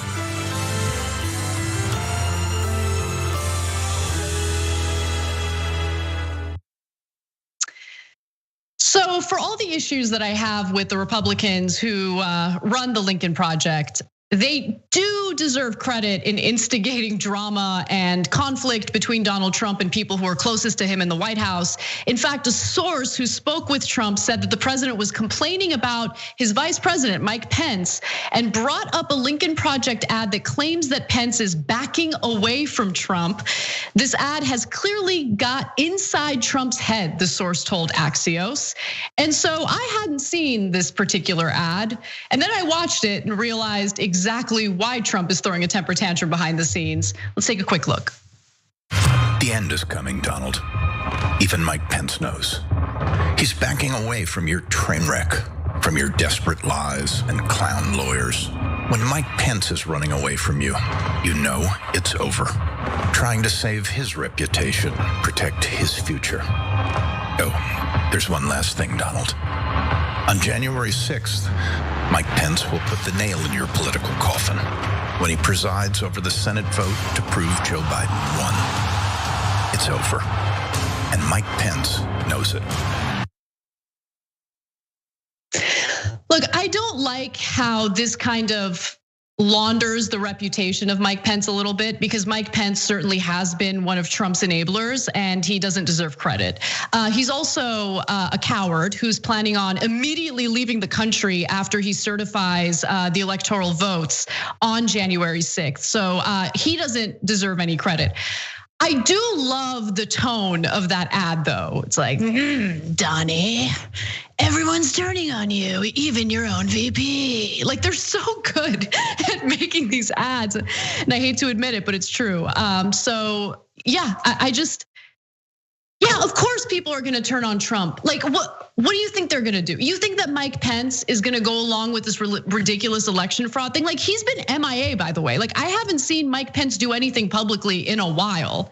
And he has this ridiculous like foreign trip planned immediately after he certifies the votes on January 6th because he's so afraid of Donald Trump. But yeah, Cenk, thoughts on all this? Okay, it's actually way worse than this. The Axios story is unreal. So I'm gonna give you a bunch of direct quotes.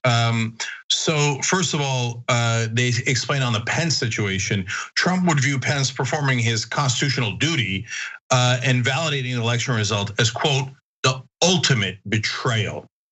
Now, the Republican Party that for my entire life pretended that they cared the most about the Constitution are saying if you follow the Constitution, it will be an ultimate betrayal of their leader.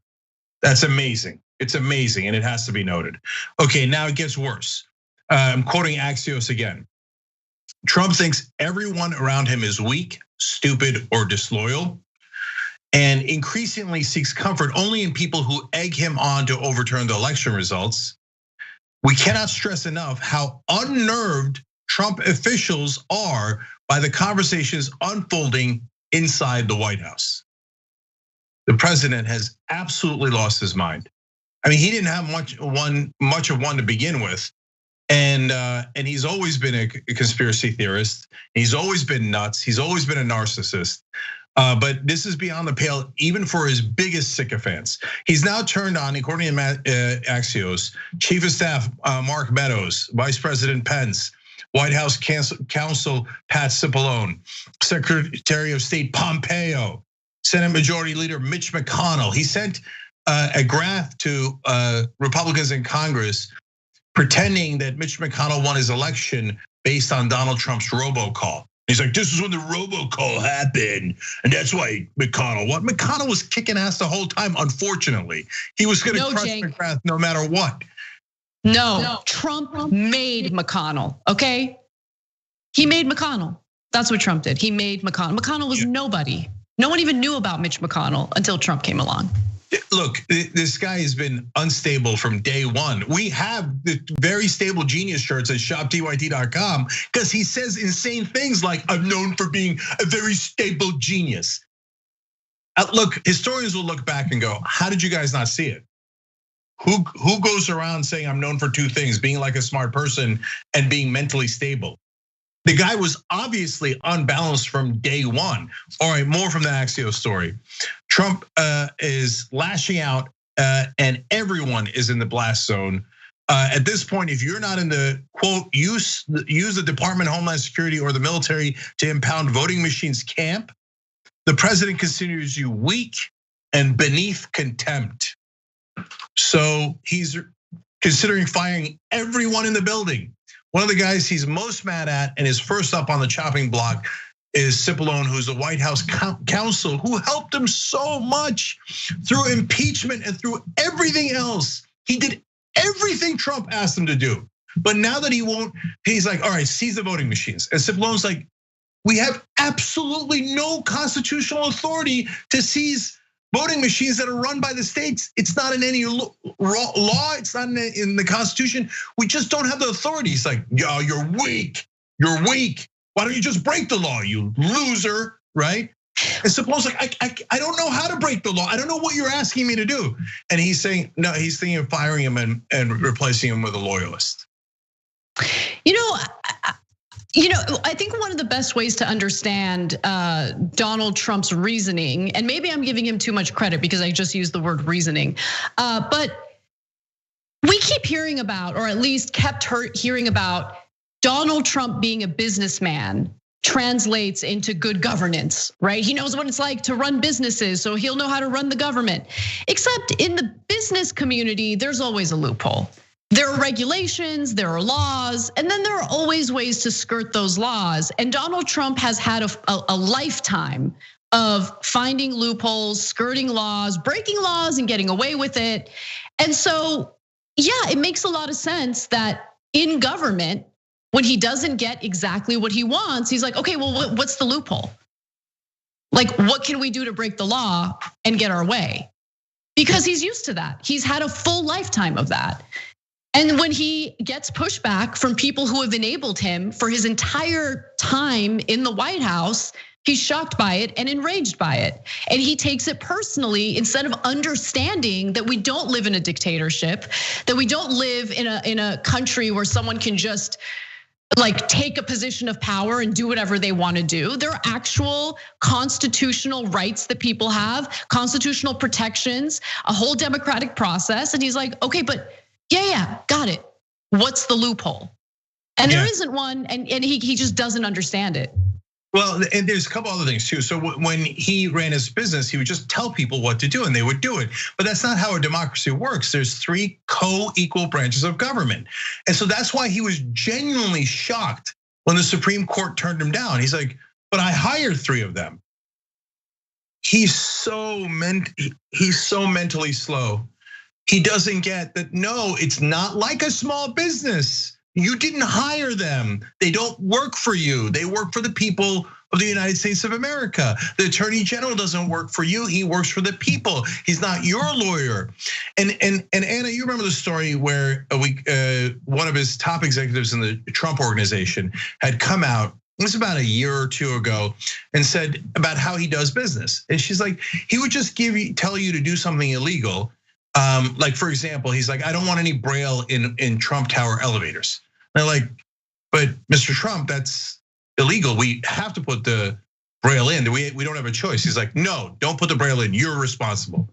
In other words, I want you to break the law, not me. And so if you don't do it, you're in trouble with me. And if you do it and you get caught, you go to jail. I don't. So that's who Donald Trump is.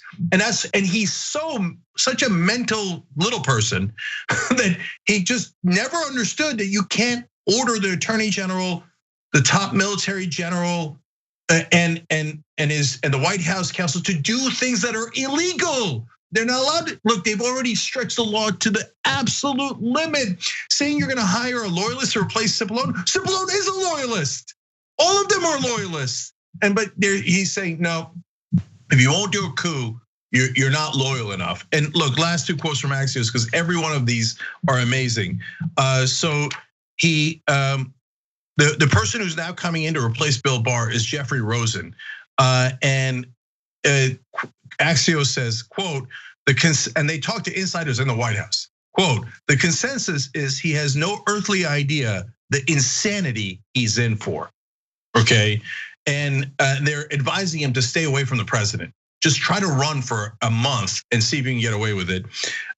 Trump has even, one last quote from Axios. Trump has even been asking advisors whether they can get state legislatures to rescind their electoral votes. That's already gone, man. That happened weeks ago. But he's still asking about it. And he says, when he's told no, he lashes out even more, said a source who discussed the matter with the president. Okay, the man has no mind left. And finally, my favorite part of the story. Everybody's like, where's the real president? We need somebody to be able to go talk to Trump. In case you don't know, do you know who the real president is? It's Jared Kushner. He's been running the country as Trump has been tweeting and watching Fox and Friends. So everybody's looking for Jared. They're like, Jared, you gotta come in and tell him not to do a coup. We're gonna get locked up. This is insanity. Where's Jared? Jared went to Israel. And his people say that he is, quote, focused on the Middle East. He just ran away. He just literally ran out of the country because he knows his father-in-law is insane. If he doesn't do the illegal, like wildly, insanely illegal things he wants him to do, that he's gonna throw even Jared Kushner under a bus. And he knows he can't do the things that Trump wants, so he just ran away. So nobody's doing anything about coronavirus. Nobody's doing anything about anything other than Trump trying to figure out how to do this coup. That family's holiday get-togethers sound like a great time. Anyway, we do have to take a break, so let's do that. And when we come back, Donald Trump is pardoning all sorts of murderers and considering immunity for Mohammed bin Salman. We'll be back.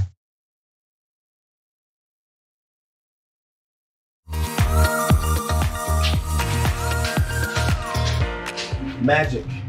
It's showtime. And say 45 minutes. I'm hosting today. Now I know what you're thinking, Jerry, your face is already perfect, but you know what? I still need to apply some makeup. I went through this process, right? A few years ago, when I realized that I was gonna have to wear makeup on the show. I had to go through like finding out what my undertones were. You guys know what those are? I got my MAC Cosmetics. It says SPF 15 foundation, broad spectrum. But apparently what I have is red undertones, and I think pores are not supposed to be seen. I need all these things to be confirmed for me.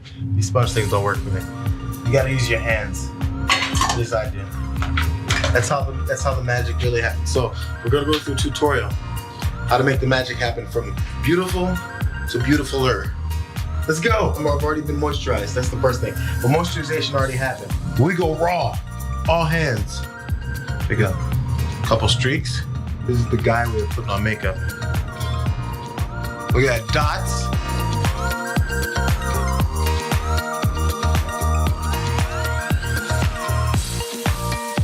There's some shiny points that generally happen.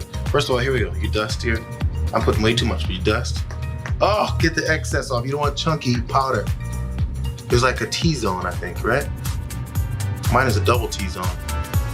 Because I went middle and another cross. Make sure your nose isn't all shiny. People get on you for it. They'll say, that's not a good point you made on there, JR. Your nose is shiny. You guys are picky like that sometimes. I think that's about it, fellas and ladies. See you guys next time. Bitsies.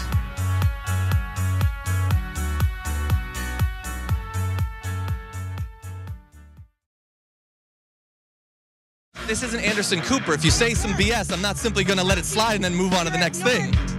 This is what the establishment does not understand about politics. You can change the conversation.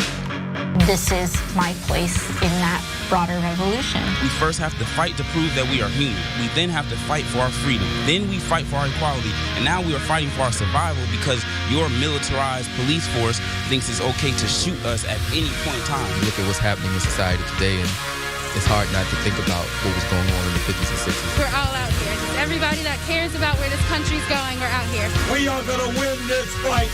We are going to transform this country. Whoever wins this primary wins the seat. We just took down one of the top establishment Democrats in the country. Down goes Crowley.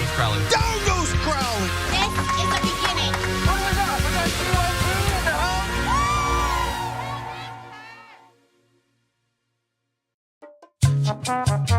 Best moment of my life, I guess, would have to be when the kid was born. Like, because suddenly that meant I served my purpose. Very close second, the day we sold Clerks. That changed my life. In fact, Harley wouldn't have been born if I hadn't sold Clerks. So that noise. Clerks, probably the biggest day, best day of my life. It led to everything else. I got the wife and the kid because Clerks happened. So don't tell the kid, but Clerks. Our teachers are suffering, and we won't even cut 10% of the money going to military contracts. The cost of one modern heavy bomber is this: a modern brick school in more than 30 cities. A tiny sliver of the defense budget would pay for 395,000 teachers. We're talking about the future of the country. We're talking about the nation's youth and making sure that we are competitive globally. And the only way to do that is to make sure that we provide quality education for our young people.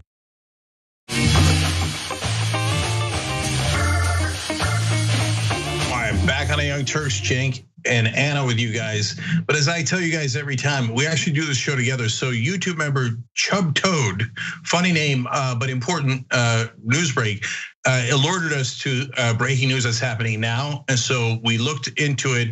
Anna's got the story and we're gonna deliver it for you. Thank you for doing the show with us. We love you for it. All right, Anna, go ahead. All right, well, Donald Trump has just issued 20 pardons and commutations, and they're not likely to be his last before leaving office on January 20th. Among those who were pardoned included people who had been caught up in the Mueller investigation into Russian meddling in the election. There were also 3 Republican members of Congress who had been convicted of some pretty serious crimes. They're also being treated preferentially by Donald Trump. I'll get to them in just a minute. But I'll start off with people like George Papadopoulos, who was a foreign policy advisor to Trump's 2016 campaign and pleaded guilty in 2017 to making false statements to federal investigators as part of the Russia investigation. Again, he's been pardoned by Donald Trump. Also pardoned was Alex van der Zwaan. He's a lawyer who also pleaded guilty to the same charge in 2018 in connection to the special counsel's inquiry. Both men served short prison sentences. Trump's pardon list also included 4 former US service members who were convicted of killing Iraqi civilians while working as contractors back in 2007. One of them, Nicholas Slaton, has been sentenced to life in prison after the Justice Department had actually gone to great lengths in order to prosecute and convict him. He had actually been a contractor for the controversial company Blackwater and was sentenced for his role in killing 17 Iraqi citizens, civilians. That was a massacre that made big news in 2007. Also, the 3 former members of Congress who have been pardoned by Donald Trump include Duncan Hunter of California, Chris Collins of New York, and Steve Stockman of Texas. Duncan Hunter, if you guys can recall, was misusing campaign funds for all sorts of ridiculous personal things. He was actually set to serve his 11-month prison sentence next month. He actually pleaded guilty in 2019 to 1 charge of using or misusing his campaign funds.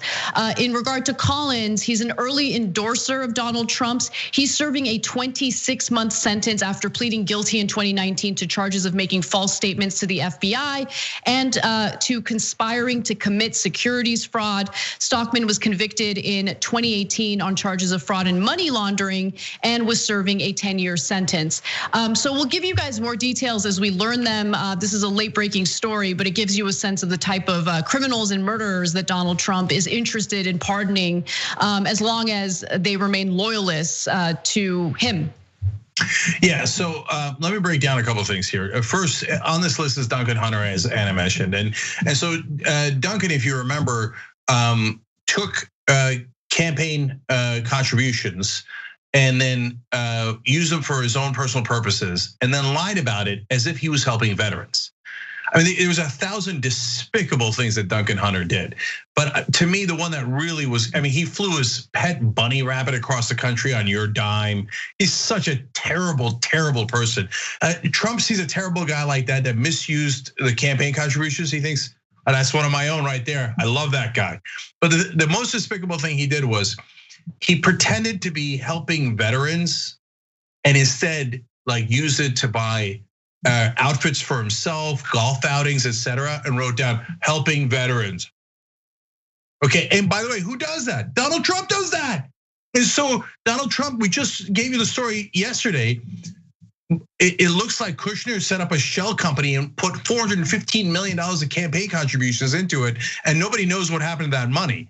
So hey, look at that! What a coincidence! He pardons Duncan Hunter for a campaign contribution crime.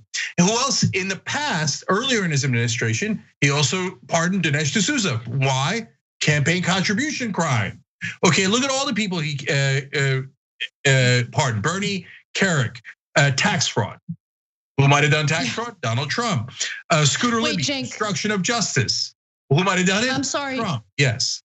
I'm sorry to interrupt you, but we're getting a flood of more details into this story. So Caitlin Collins from CNN tweeted this: moments after the White House announces pardons for former GOP lawmakers and people tied to Mueller probe, Trump says he doesn't want to sign the stimulus deal his staff said he would sign, demands stimulus checks be raised from $600 to $2,000, which actually sounds pretty good, and claims he could stay in office, which sounds disastrous. No, there's no staying in office. There's no, you lost the election, you goddamn loser. You will be escorted from the building. That's what's gonna happen to your loser. Have you ever seen a child whine like this? And hey, listen, look, we are fair. Anytime, even in the midst of him trying to do a coup and pardoning a bunch of thugs and criminals because he's a mobster, you wanna do $2,000 in direct checks to Americans? I love it. And I'm in favor of it because we care about principles and we care about policy. Now, you schmuck of schmucks, if you were really gonna insist on $2,000, why didn't you do it earlier before they came to the agreement so that they could actually put it into the agreement? Now you trash the agreement. No, they're gonna go home because they gotta raise the donor money. It has nothing to do with Christmas. They're all going to do fundraisers. They care about that 1,000 times more than helping you. Now nobody's gonna get any money. And he's like, I want to do it so I can stay in office. That's not a thing, man. You can't pass a policy after you've already lost. And inaugurations a month from now and say, no, I've pardoned all the mobsters. And so it's okay, I'm gonna stay in office. That's not a thing, you moron of morons. Any Republican voter still with him, I'm back at it. I know you're getting the wrong information. I know you're ignorant and not just stupid. I know you're just getting brainwashed by Fox News, Newsmax, all these guys, and Trump himself. But you gotta snap out of it. You're in a cult, and the cult hates America. It's so ironic. Make America great again. Let's destroy American democracy. Let's roll in the tanks and turn this into a dictatorship. That's where you are. Karl Rove is screaming on Fox News, you idiots, what are you doing? Chris Christie's saying it. Yesterday we told you Pat Robertson saying it. Everyone with even 2 brain cells to rub together is saying, Trump, you gotta stop. Geraldo's one of his best friends. He's screaming on Fox News, you gotta stop. There is no such thing as a martial law and all this nonsense that you're talking. You've lost your goddamn mind. So now everybody, look guys, you remember, look at how disproportionate this is. Bill Clinton pardoned Mark Rich on his way out. And Mark Rich was a donor to the Democratic Party. Was that corruption? Hell yes, it was corruption, okay? Now, when Trump does the same, Michael Milken, one of the most corrupt guys that we've ever had in this country. And it's giant, and then Conrad Black and all of these incredibly rich white collar criminals, let alone the people who broke the law in order to help Trump. And he pardons all of them, and Republicans are like, oh no, that's fine. Mark Rich, oh, that's outrageous. Trump pardoning all these mobsters, thugs, criminals, totally fine, totally fine. Make America a dictatorship again. So that's where we are, in total insane la-la land. I'm not kidding, I know there's only a month left. They gotta go. They gotta use the 25th Amendment right now. Pence has got to put the cabinet together. This guy's gonna fire every general until he finds a lunatic that says, okay, roll in the tanks. So use the 25th Amendment. If you're not gonna use it now, you're never gonna use it. We shouldn't even have it in the Constitution. The president has clearly lost his mind. And then give everybody $2,000 direct checks. No, I mean, people are predicting online that Trump might even pardon people like Dylan Roof, which, I mean, I don't even want to think about that. It like makes me nauseous thinking about it. But yeah, I mean, the Blackwater like contractors who killed Iraqi citizens, civilians, innocent people. But why? Why are you pardoning them? What are you doing? What are you doing? Because he likes killing innocent people. But guys, that's why Republican voters are so horrible. They had 17 choices in 2016. They said, I want the monster. Remember what Trump said before the election? He said, I don't just want to kill terrorists, I want to kill family members. He said he wants to kill family members, innocent civilians. And the Republicans cheered, standing ovation, kill the families, kill the families. And then what did he do? He got in, he did drone strikes, killed the families, he did. Obama was already terrible on drone strikes. Trump made it way worse. Isolationist, my ass. Non-interventionist, my ass. He did nonstop bombings, killed so many civilians. And then he locked up the kids in the cages and separated the families. And now when he pardons all the murderers of civilians, who's gonna be surprised by that? Look, that's not gonna convince Republican voters. The Republican voters signed up for that. They love pardoning people who murdered civilians of other countries. But the rest of it, you were theoretically against corruption. Remember, you voted for Trump because you wanted to drain the swamp?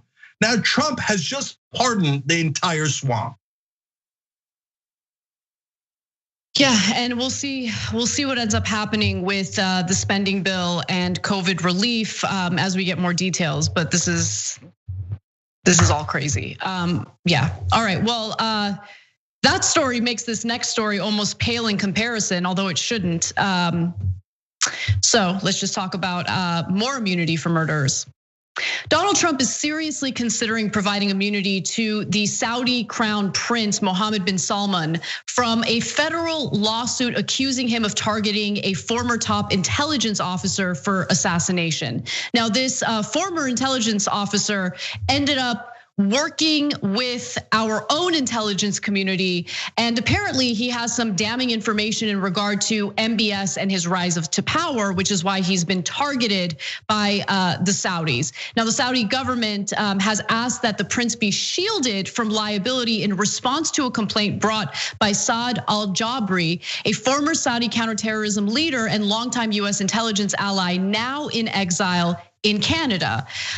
So al-Jabri alleged back in August that the Saudi crown prince orchestrated a conspiracy that sent covert agents into the United States to surveil and harass him and his family, and eventually ordered an elite Tiger Squad hit team to kill him in Canada 13 days after Khashoggi's death in 2018. But the plan was disrupted by border agents. The lawsuit alleged that al-Jabri's scheme paralleled the one involving Khashoggi. And for those of you who just need a quick refresher on what happened to Jamal Khashoggi, he was working as a Washington Post journalist. He was a US resident, and he was very much the target of Khashoggi, who ordered the murder and dismemberment of Khashoggi, which actually did happen at an embassy in Istanbul.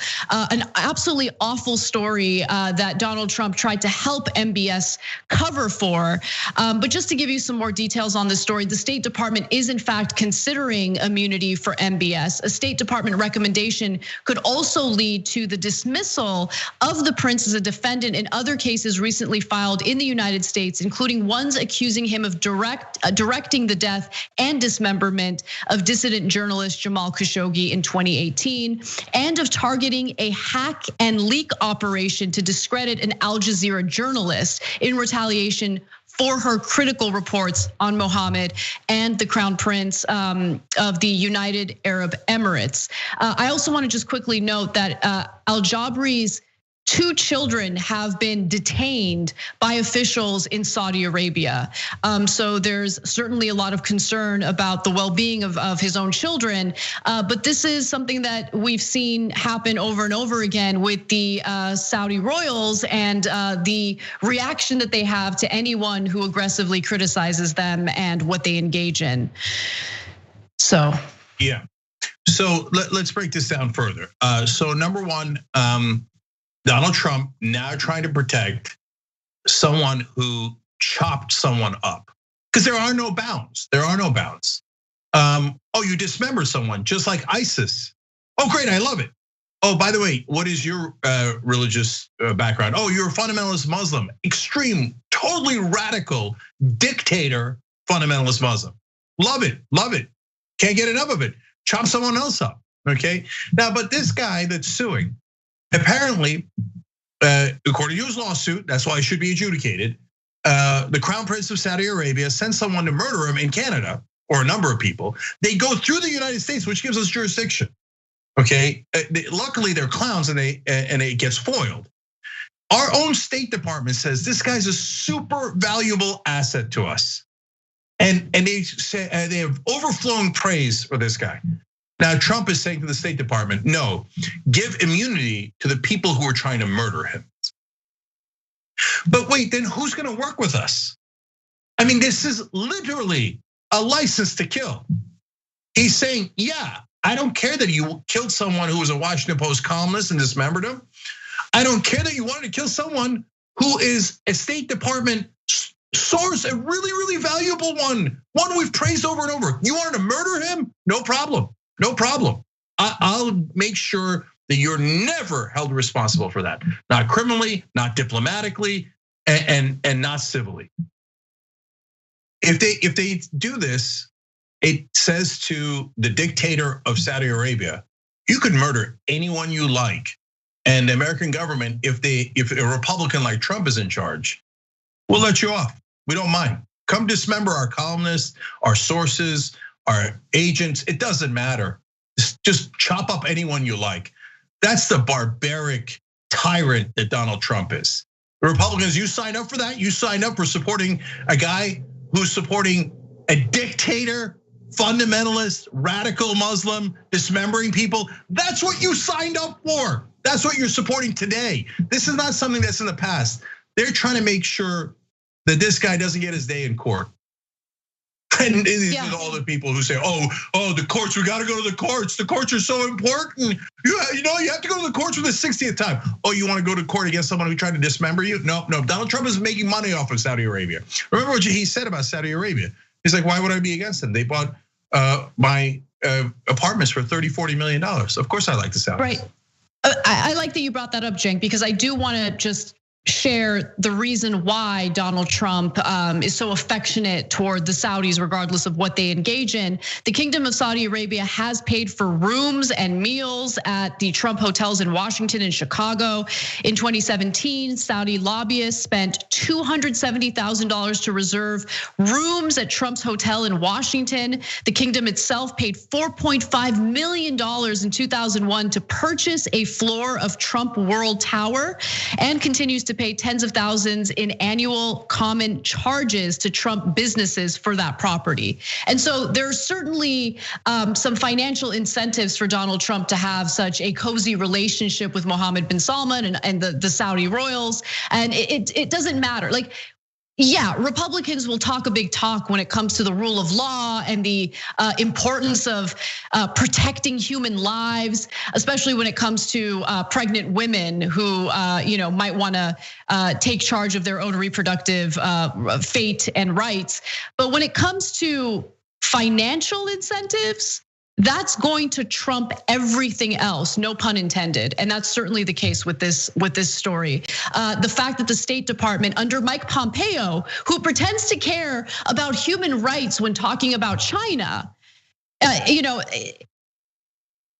don't care about people's lives. They don't. They just care about providing immunity, favor for favor, as long as the individuals they're providing immunity to somehow financially benefits them in some way. And the Saudi royals certainly have benefited Trump personally, and as we all know, has benefited the US military industrial complex by buying our weapons. So as long as those financial interests exist, that's all that matters to them. And I want to say, give one final word to one of our members here.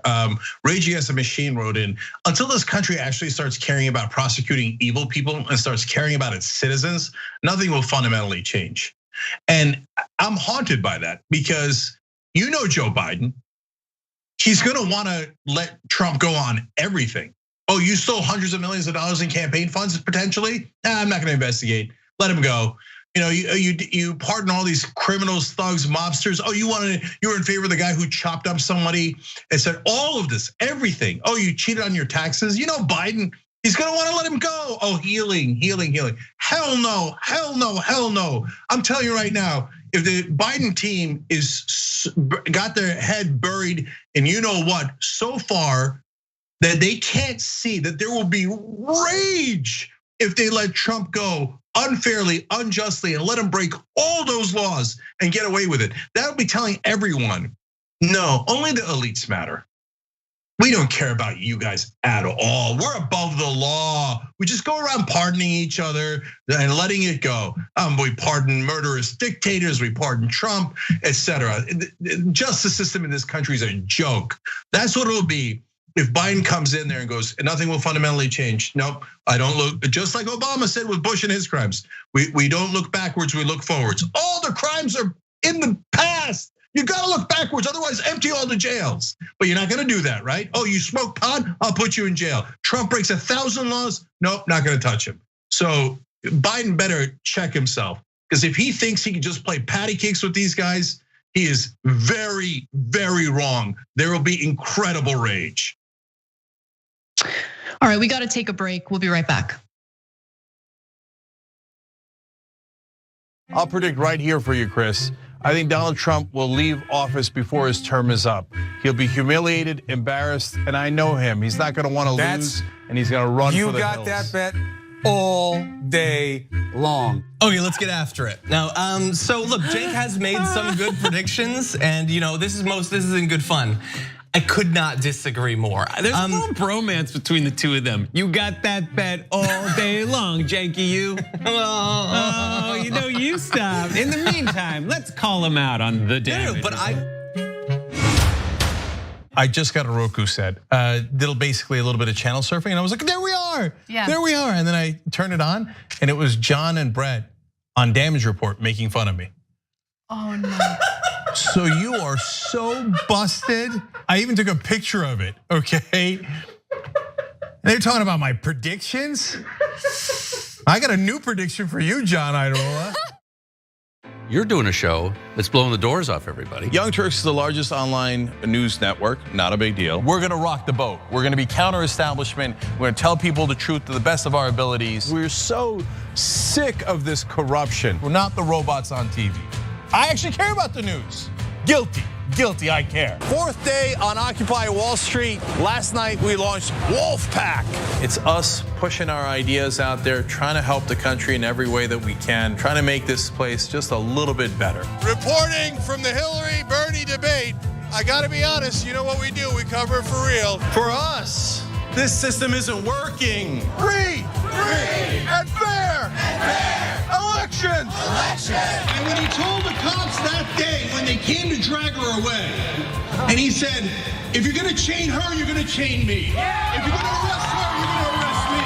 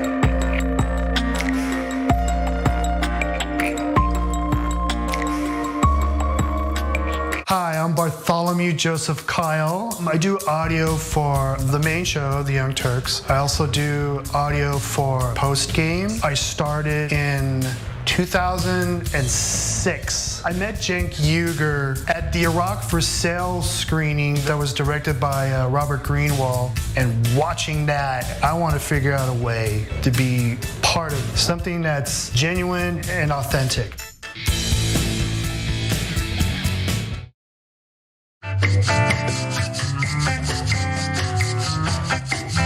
All right, back on TYT, Cenk and Anna with you guys. All right, Anna, what's next? All right, well, California Governor Gavin Newsom has chosen the state's Secretary of State, Alex Padilla, to fill Kamala Harris's vacant Senate seat. Now, Alex Padilla has served on the city council in Los Angeles. He also served as a state senator. And as I mentioned, he's currently the California Secretary of State. Now, his record has some positive things in it, but there is one giant negative that, of course, as the Queen of Salt, I will begin with, because it's an issue that's incredibly important, especially right now in the middle of this pandemic. Now, as member of the state Senate in 2012, Padilla abstained from voting on the California Universal Care Act, which would have established a single-payer healthcare system in the state. The bill had no Republican support, of course, and failed by only 2 votes, with progressives expressing annoyance that 2 Democrats voted no and another 4, including Padilla, abstained, which was the equivalent of a no vote. So that's a giant negative. On environmental issues, he did vote in favor of a moratorium on fracking. Based on what I've seen in his Senate record, things look pretty good.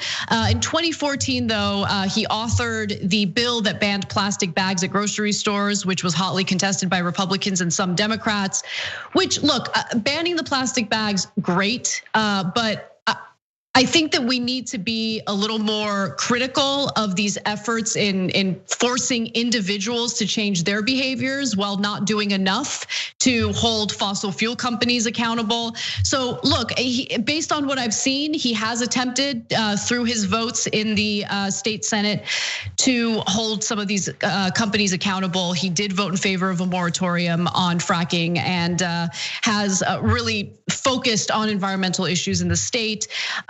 Padilla's appointment, by the way, does not require confirmation by the California legislature, and his US Senate seat will be up for grabs in 2022. And that gives Padilla just 2 years to set up shop in Washington. And there will be people running against him, people like hopefully Representative Ro Khanna or Katie Porter, some real progressives, which I think is important.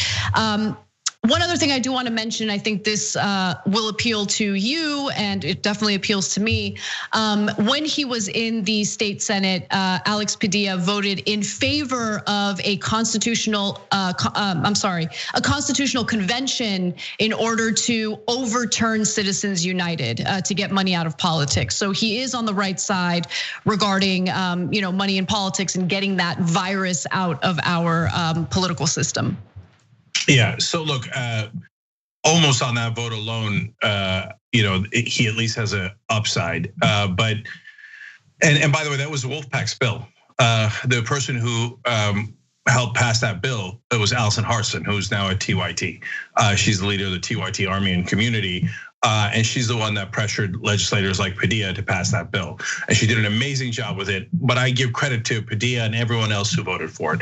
Now, having said that, among the choices in California, he was the single most conservative choice Newsom could have made.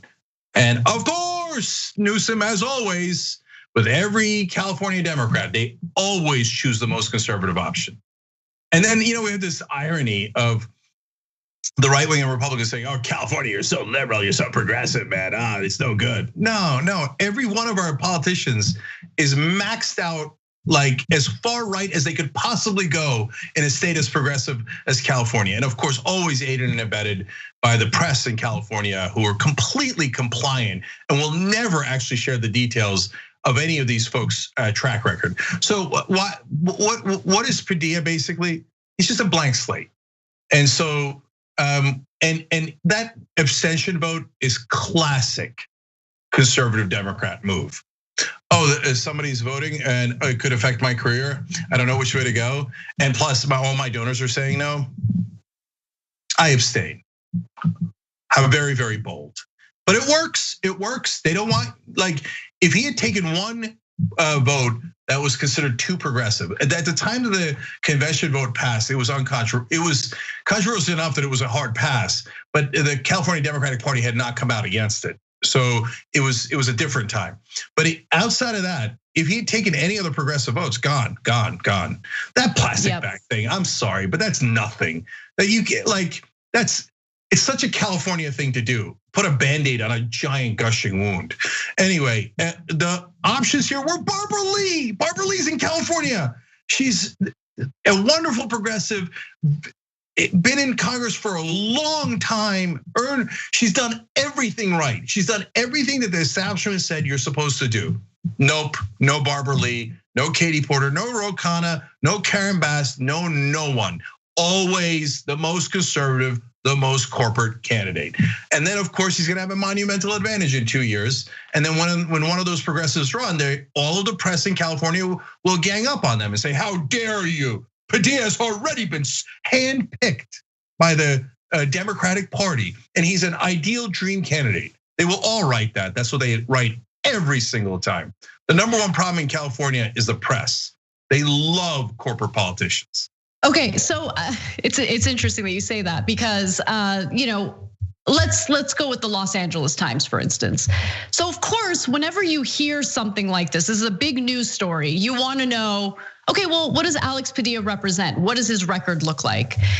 And almost the entirety of the story centered on identity, right? Of course. So of course, Kamala Harris, a black woman served in that seat. And so there was pressure for Gavin Newsom to choose another black woman to serve in that seat. And instead he went with Alex Padilla, who will be the first Mexican senator in the state of California. Okay, great.